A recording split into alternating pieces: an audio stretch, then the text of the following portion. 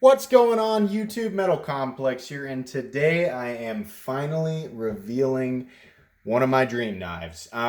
So I'm sure the first question that a lot of you have is, hey, this isn't a typical unboxing. You've already taken it out of the box. Yeah, so actually you'll get an explanation or a partial explanation for that on the Sunday upload, the knife guy episode. I actually filmed that episode today, which is Thursday, because I pre-record things, and I filmed it while I was waiting for this to arrive. And in the video, I even said, like, I'm hoping that it'll show up while I'm doing this video because I'm anticipating it, and that's the topic for Sunday's episode, is anticipating a new knife. And it never came while I was at home on my lunch break doing that episode, so I left the house and then happened to see the UPS truck. So, of course, like a complete psychopath, I end up parking and stepping out and asking the gentleman if he was going to come down my street. And he said yes. And I said, I think you've got something I need to sign for. So I was that guy who did that. And that's totally messed up. I apologize to anybody who works for UPS or USPS who has to deal with people like me. But in any case, he was real nice. He handed it over. And in a fit of complete euphoria, I just ripped it open right then and there because I had to see. I had to know. So I'm sorry to everybody. I want to be honest with you guys. I'm sorry I'm not going to give you the organic experience of unboxing this for the first time in front of everybody. I've already looked at it. I'm very happy with it, and I'm excited to share with you guys.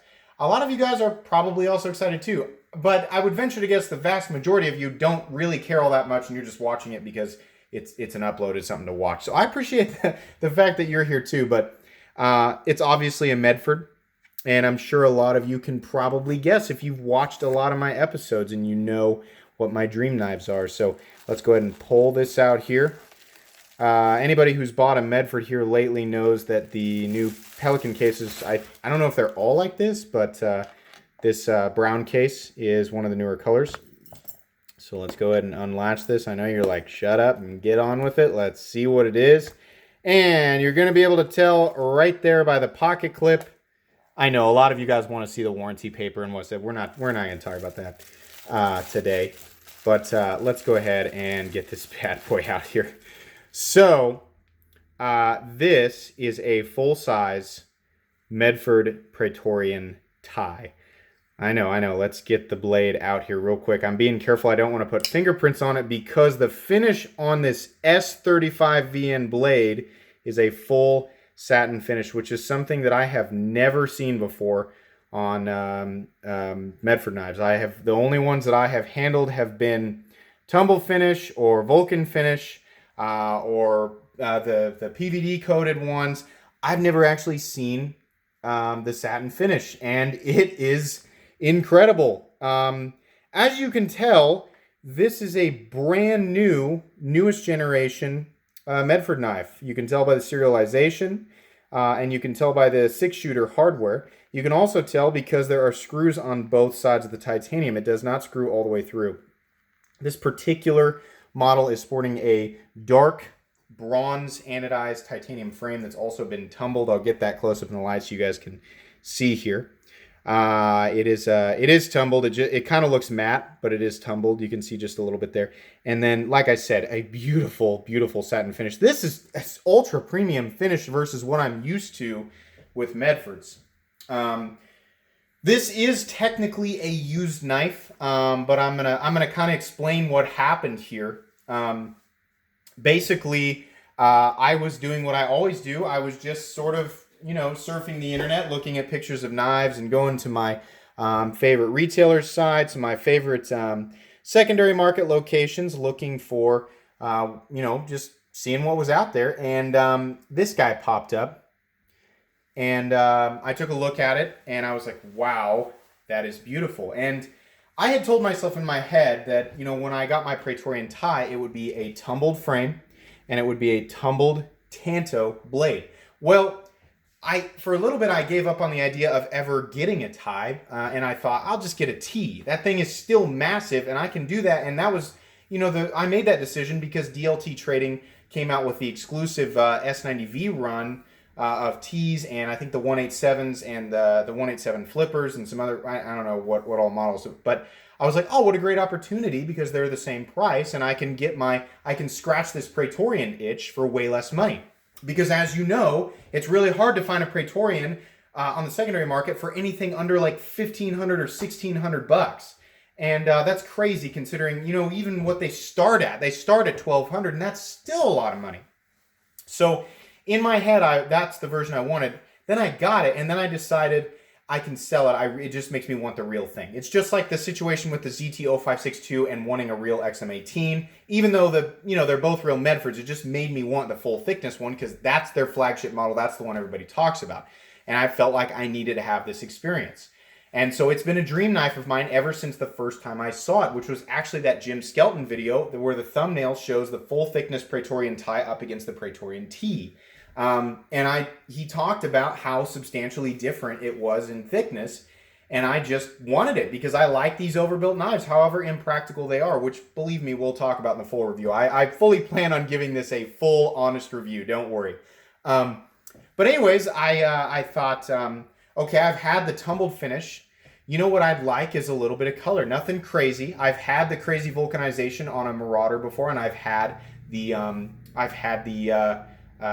flame finish on the handle and the vulcanization on the blade. So maybe I'd like just some simple ano. And seeing Jim Skelton's it was kind of a gold reflective ano, I knew I wasn't going to be able to get that because that was a one-off back then. I think his blade was NP3 coated as well, but it was S35VN, and I think that stuck in my head that I wanted bronze and a satin finished blade in the S35VN. Why S35VN and not 3V? I mean, obviously, if I want to pay this much money, I don't want D2. I don't have a problem with D2. I guess if you're going to use this, D2, maybe D2 would actually be the best steel choice if you're going to use this. I don't know. I wanted S35VN because this is the type of knife that I won't use. It'll stay in my case. It'll be a collection piece. And while sitting there, and being oiled periodically, it's far less likely to corrode than the other two steels. And S90V is not available in this platform. So that was my best option. And lo and behold, there were a lot of different options I would have gone with, but lo and behold, this pops up for a stunning price. Like, just kicked me upside the head. I could not believe what they were asking for it. And so I actually contacted the organization that had this thing listed, and I said, what's the deal with this? Is there something wrong with it? And he said, no, there's nothing wrong with it. It's basically brand new. It hasn't even been broken in yet. And he's right about that. It hasn't been broken in at all. He said it's absolutely flawless. That's the asking price. And so I guess the person who owned it, just needed the money. I mean, it was just one of those situations. It was a blue moon situation where I just fell into it for what I considered it to be a really good price. Now, don't get me wrong, guys. I still paid a lot of money for this, but it's I'm not going to say what it was, but it's still a price that a lot of people would scoff at. But as far as a guy who wanted just almost more than anything to own a Praetorian tie, and for a setup, and for it being the newest gen with a beautiful finish and the right blade steel, it was basically, that's why I so frantically sold my hinders and that pocket clip, was because I was like, I cannot pass this up. I have to, I've got to go for this, and I got it in, and it was just flawless. And so I didn't have to wait that however many weeks it takes to get one brand new from the factory, but I got the setup that I wanted. I guess in my head, for whatever reason, I always imagined the Praetorian being bronze anodized, and the contrast with this kind of machine satin finished pocket clip, and just having the hardware on both sides and the newer style standoffs, and even the lanyard hole in the breaker. Even though I don't plan on ever using a glass breaker or a lanyard or the blade or anything, it's what I want as a collector. It's what I want. And I really like that. I didn't know how much I was going to like the drop point blade. Honestly, aesthetically, coming from somebody who doesn't traditionally like tantos, the overall theme of this knife, when I was imagining it in my head, I thought, well, the tanto goes better with it, right? So, excuse me for one sec. I'm going to turn my phone on airplane mode so that we don't get any more text. Sorry if it buzzed on you guys. Anyways, let me make sure we're right in the middle. Are we right in the middle? I don't know. You guys will be able to tell. So But anyways, I thought, now I want that more than the drop point. Well, then I had the Tanto, and then so I decided, well, I got to get the drop point because I've already had the Tanto, and now I'm super happy with it. I love how the drop point looks, and I'll give you guys a demonstration of the blade. I promise you, I will cut paper with it. I've already done it, and it does, it does okay. It does better than I thought I was going to, but that's because it is a hollow ground drop point. That's the only way a 1/4 inch thick stock blade, I mean, in this Praetorian style, would even come remotely close to cutting something. I fully understand how impractical a knife like this is. It doesn't stop me from loving Medfords. I love this the moment that I laid eyes on it, despite what people were saying about Greg Medford, despite what people were saying about the grind and things being overly thick and impractical. I don't care. I know there's going to be people who want to tell me. I don't care. I've been collecting knives for a long time. I've had multiple Medfords. It's not going to slow me down. But this knife it brings me even more joy. Watch that episode on Sunday. Watch my episode about the topic of anticipating a new knife, because I'm in it. I'm in the thick of it. I'm feeling it while I'm doing the video because I'm literally waiting on this knife.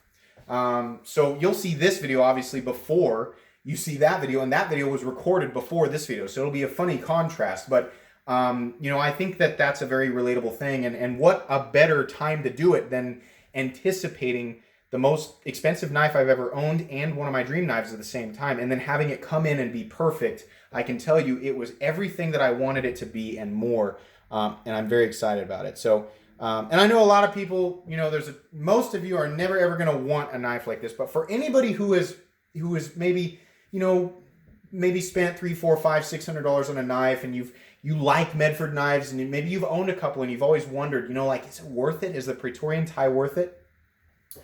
If you can find one on the secondary market that is the right price and in the right condition, and you can justify it, I can tell you that the feeling of it in hand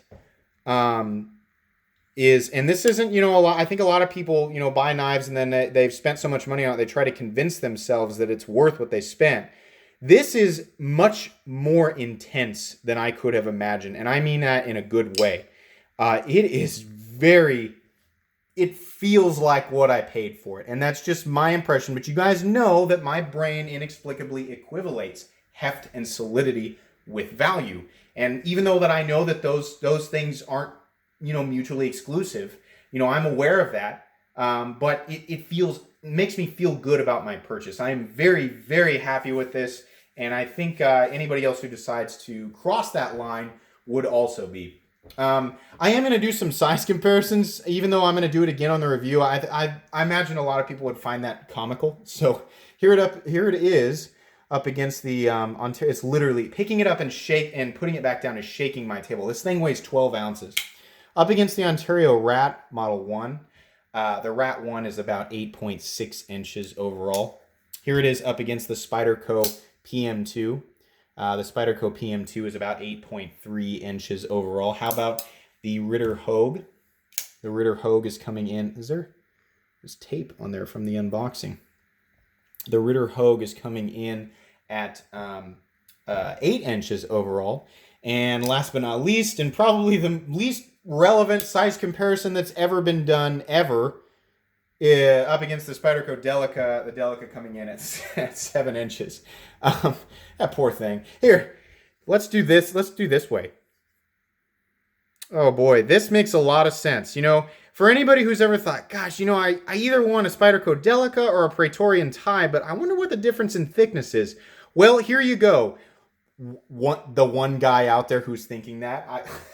Probably nobody. I just thought that might be interesting. Let's go ahead and do it with all the knives just for fun. I'll do it again. Do it again on the review. I'm still I'm in the honeymoon phase of this knife. I'm just enjoying it. I'm walking around with it and opening it up and closing it. And like I said, it's so new, it hasn't actually broken in yet. So I do actually have to break this knife in. Let me say this.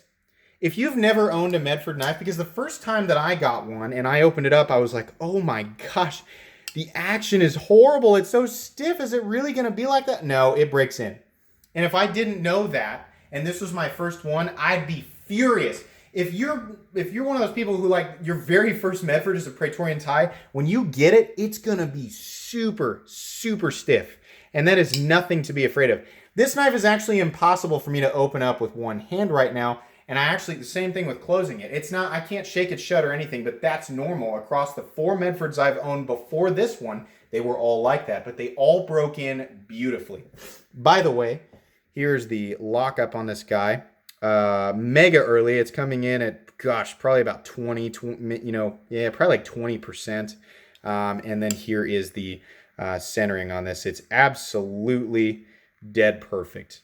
Everything all the way around, fit and finish is just beautiful on this. It's exactly what I expected. And whoever owned it before, they just didn't do anything with it. You know, I mean, it just looks like it's perfect. So I'm immensely happy with this. I hope this was worth all the suspense, and, you know, for anybody who did care, you know, and I know I built it up. I like to do that. For anybody who did care, I hope it was worth the suspense. Rest assured, this knife will be shown a lot for a lot of different reasons on my channel. I made tons of excuses to show the hinders whenever I could, even when it wasn't relevant. So I'm sure I'll do the same thing with the Praetorian tie. But in any case, the review's coming. We also have, of course, top comments of the week tomorrow or on Saturday. I'm not sure when I'm going to be releasing this one. And like I said, the 6th episode of the Knife Guy, which should be particularly entertaining this week. So anyways, guys, I hope you enjoyed this unveiling. If you did, please leave a like. Or if it was at least mildly entertaining, please leave a like. If you'd like to check out my other content, I do, of course, have lots of videos of knives that are either expensive or inexpensive that I do or don't like.